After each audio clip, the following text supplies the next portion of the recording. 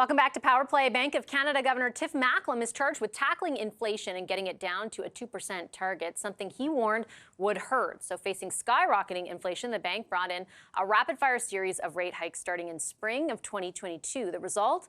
Inflation is down from 6.7% in March of that year to 3.1% in October of this year. GDP growth has now slumped. Unemployment is now edging up. In October, it sat at 5.8%, or November, pardon me. And the bank signaled today that means the hikes are working, holding their key lending rate steady this morning at 5%. What does that mean for you and your mortgage and Canada's wider economic landscape? Let's bring in two chief economists on that. Don Desjardins is the chief economist at Deloitte Canada, and Jimmy Jean is the vice president and chief economist at Desjardins. Hi, both of you. Great to have you here. I really appreciate you making the time. Ms. Desjardins, I'll start with you. One line in the press release from the Bank of Canada certainly jumped out at me.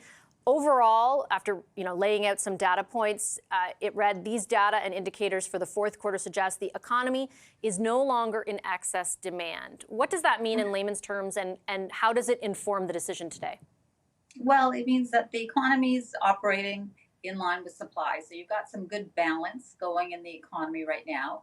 And normally when we have more balanced conditions, you do start to see some of the upward pressure on prices, inflation, ease. So that is their goal, as you stated off the top.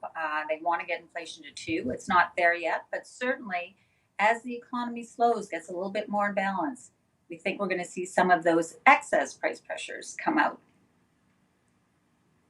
Mr. Jean, I'm wondering what your take is on if this signals a turning point. I remember a number of months back, we kind of had that sense when the bank also signaled that it was prepared to hold the line for a while and at least pause interest rate hikes. And what happened in the market was almost an anticipation of that happening. And then they had to hike rates sooner than a lot of people expected. Does that risk still exist right now, in your view?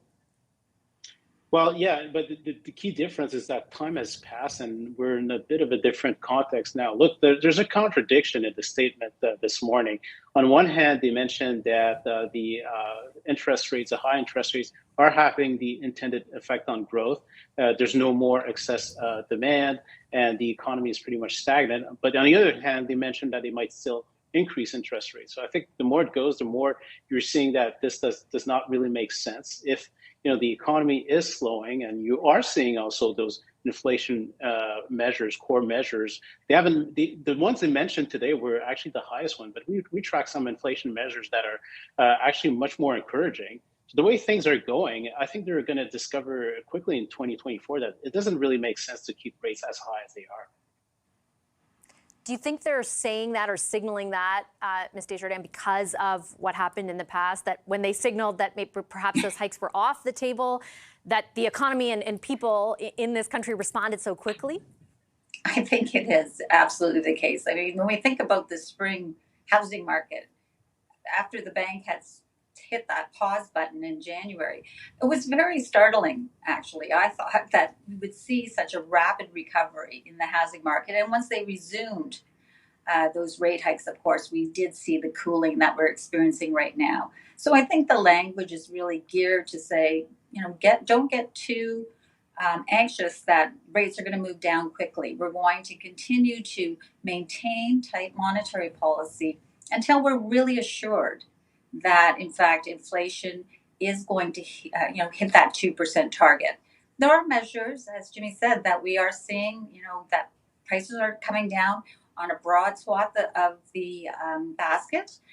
Some of the underlying measures also coming down, but not quite there yet. So I think that's what the bank's trying to do, just really lean against building those expectations that rate reductions are right around the corner. When you look at the majority of data points right now, Mr. Jean, and I think that last sentence from Ms. Desjardins is certainly what a number of Canadians are watching right now, right? So many of whom, millions of whom, are about to renegotiate their mortgages in the next year. Where are rates headed? How soon should we expect, and I know you don't have a crystal ball, but in your view, based on what you're seeing, how soon should we expect an abatement, even just a small easing beyond holding the line? Well, to the point about the rate hikes that were performed this summer, the most frequent question I get right now is, are they going to hike again? This speaks to how profound a psychological effect those hikes that were not expected at the onset of the year ended up having. Now, the good news is that we do expect that the Bank of Canada will be cutting interest rates for the reasons that they provided today, which is inflationary pressures are coming down. And we're seeing that not just in Canada, by the way, we're just seeing that globally, and they're coming down pretty quickly. And there's slack forming in the labor market. That's a key indicator as well that, we're slowing down, and in our view, going into what's probably going to be a mild recession. So, 5% interest rates with inflation still going down doesn't make sense. If you're not cutting interest rates, it means that on a real basis, you're tightening. So I think people can have the confidence that they are going to move interest rates lower. Now, the flip side of things is that they're not going to be doing so very fast, and they're not going to cut interest rates to all the way down to where they were before. We expect 6 interest rate cuts in 2024, should end the year at 3.5%. Do you think, though, there is a new reality, Ms. Desjardins, about where interest rates will sit, even at a quote-unquote comfortable level? I mean, so many people in my generation are used to the lowest interest rates in decades, right? That's what we got used to. So 5% feels enormously high to someone like me, right? But my dad keeps telling me, oh my gosh, you should have seen what it was like in the 80s. Do you anticipate there is sort of a new era in the works right now? I do. I don't think we're going back. And I mean, I don't think we want to go back to those very low interest rate levels, because we were there because the economy was impaired and we needed as much support from monetary policy as was possible to give. So I would think that we're not going to go back to 0.25% on our overnight rate. Similarly, we do think that they're going to be slow about reducing the policy rate. They're going to, be measured, I guess is what I should say.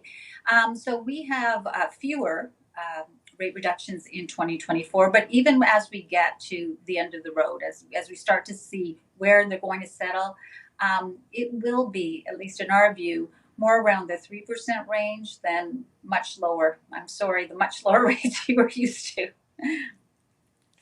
Yeah, I think there's a new reality in the works. But I appreciate both of you making the time for the conversation this evening and your insights and analysis. Thanks a lot. Don Desjardins is the Chief Economist at Deloitte Canada, and Jimmy Jean is the Vice President and Chief Economist at Desjardins. Thanks to both of you.